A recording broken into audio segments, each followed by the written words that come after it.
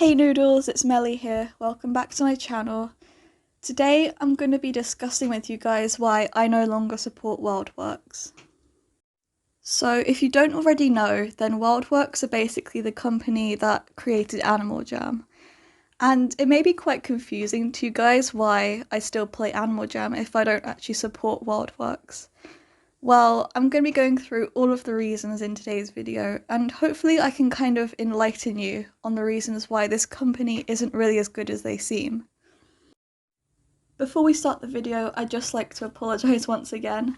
I am not feeling 100% better still. I think I probably have like hay fever or something. So if I don't sound like 100%, then that's basically the reason. But yeah, I hope that you guys still enjoy the video. So I was first inspired to make this video because of Floof AJ, and I will link their Instagram account down below. But basically they made a story explaining some of the reasons why Wildworks isn't really that good, and basically kind of outlining why we shouldn't support Wildworks and some of the really bad stuff they've been doing. So I was basically inspired by them. This wasn't really my idea, but I'd just like to share their point of view with you guys. On screen right now, I'll have a screenshot of Floof's entire story, but I'll just read it out for you guys. So it says, "Why do people still support Wildworks? They claim to support the environment yet still make NFTs. Do you know how much every one NFT needs to be made? They greenwashed, silenced victims, won't allow people to say LGBTQ stuff in-game, let a paedophile in their game, and yet still has the worst support team and moderation." And to be honest, I couldn't put it better myself. Like, these are some of the top issues that Wildworks has.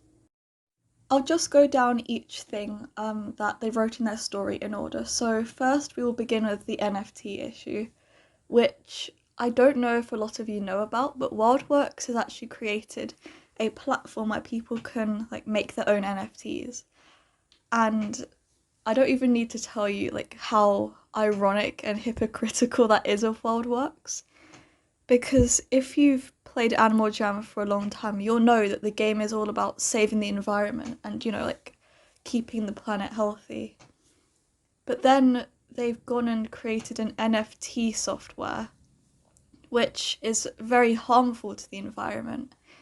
And to me, that just is kind of a big sign of a company who doesn't really care anymore. And it just seems like all they want is money. You know, like, ever since National Geographic stopped funding Animal Jam, it just seems like Wildworks has only been focusing on the economic side. And it really shows, especially through Animal Jam Classic, because the game is pretty much abandoned. Like, the only updates they receive are just recolors of old items, which to some people is fine, but to the majority of the very kind of older players, it just is really lazy, and it really does show in their game. I'm not going to go too into depth of Wildworks' new NFT program because I don't want to give it credit and I don't want to give it free advertising because I don't think it deserves it. I think that Wildworks have made a really big mistake by creating this NFT software. I don't think it's a good idea, and I think that they should actually spend more time and effort into Animal Jam, which is their highest income game and, you know, like the most popular thing that they've created. If you do want to check out the NFT software, then of course you can just Google it. I'm not going to stop you from doing that, but I just don't want to really go into depth with it because I don't think it deserves all that recognition. The next thing I'm going to talk about is greenwashing, and if you don't know what that is, it's basically when a company kind of tricks you into thinking that they are sustainable and that they care about the environment. I've seen a lot of people saying that McDonald's is greenwashing, for example, and I think that we could say the same about Animal Jam here and Wildworks. I do believe that there is a level that we could say that Wildworks is greenwashing through Animal Jam. You know, like, if you play Animal Jam, you'll know that there's all these like different facts across Jamar that you can find that tell you about the environment and like how different animals live and stuff, and that's really cool. But what are Wildworks actually doing to help the environment? That's the real question. Because, as I said before, they're obviously creating this NFT software, and like to me that just seems really shady, you know, like they're pushing this like message across to the players that you have to care for our planet, but meanwhile they're making an NFT software to enable people to destroy the planet. Next, I'll be discussing the LGBTQ issue in Animal Jam, and I think this is referring to the chat system. So, if you don't know, then Animal Jam has a really bad chat system. Like, I've played a lot of games where you can chat to people, and Jesus Christ, I have never known a game that blocks so many words as this. Like, you can't even, like, say any form of, like, social media because the chat just blocks it, you know, it's, like, not kid-friendly. So, obviously they're not going to allow us to say LGBTQ terms, which is really stupid because a lot of the player base are now teenagers or are even adults, and we need to have that freedom to be able to say what our sexualities are.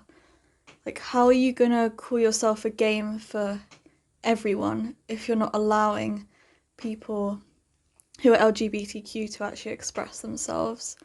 Like, just allowing us to make masterpieces of pride flags is not enough. I think that we really need to just have a push of LGBTQ equality in Animal Jam, because like it's so tiring having to kind of use like different words to describe yourself when you're trying to tell someone what your sexuality is.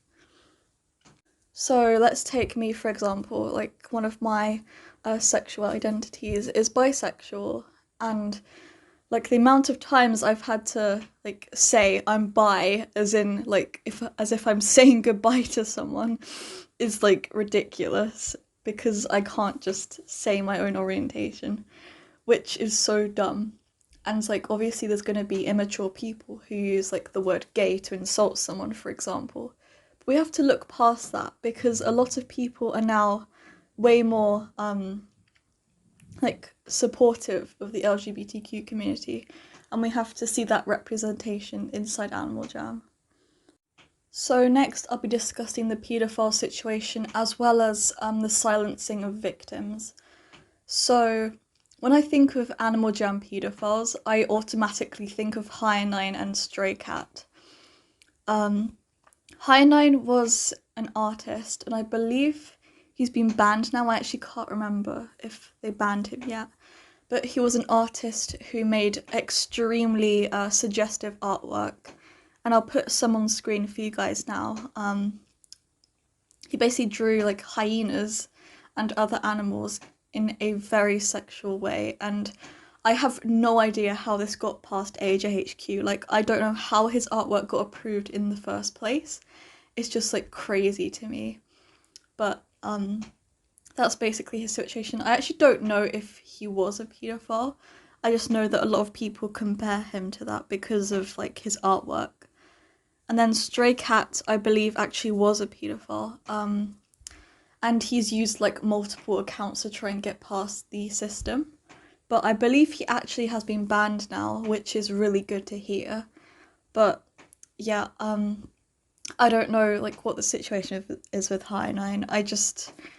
I'm like disappointed that they weren't dealt with sooner. Like, I can't remember when the situation was, like a few years ago now, but they were just like roaming free and Animal Jam did nothing about it. Like, they were just allowed to continue playing basically. Like, Stray Cat even continued streaming like with a different account, and people were like telling Wildworks like, this guy is a paedophile, can you please ban him? And they were just like ignoring it, which is really disgusting. So I'm glad that the Stray Cat situation is like over now, but it's just like crazy that even like High9's work was actually approved to begin with. But if you write like I love you on a masterpiece, it gets like blocked for some reason. Then of course with the victim situation, like there were obviously a lot of victims, and and people who had encounters with stray cats especially, and I actually don't think that any of their stories were actually heard. When it comes to drama, Animal Jam and Wildworks love to like push it aside. They love to cover it up, and it's just like disgusting because like if something like this happens, you don't want to like make the victims feel worse about it. And if you go into like Animal Jam's comment sections on Instagram, you'll see that a lot of comments are being deleted that are trying to like be against Wildworks because they just want to silence people all the time, and it's just like crazy that a company would do something like this. But yeah, that's basically my entire opinion of this situation. Thank you again to Floof for making that story and inspiring me to make this video. I think that it's really like enlightening when people make videos like this, because I feel like sometimes people are too scared to speak out about Wildworks, especially since they're such a controlling company and they love to silence people. And I think it's just helpful when people can have like a different opinion about this company, because obviously the fan base has so many younger players that don't really understand what goes on behind the scenes. So it's really helpful for them to see what sort of things go on. So yeah, that's pretty much the whole video done. Thank you so much for watching, guys. Make sure to like and subscribe. It really is like appreciated if you help me out. We're nearly to 1,000 subscribers, so make sure to show me some support. And also go follow Floof as well on Instagram, which, as I said before, I'll link their Instagram down below. I hope you all have a very good day, and I'll see you in the next video.